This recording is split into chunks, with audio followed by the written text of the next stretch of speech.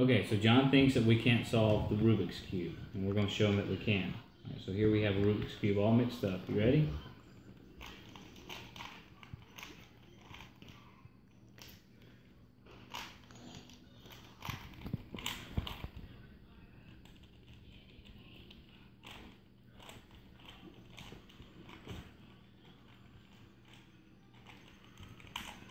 Still recording? Hmm.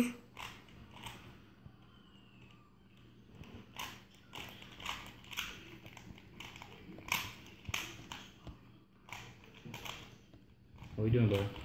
Good.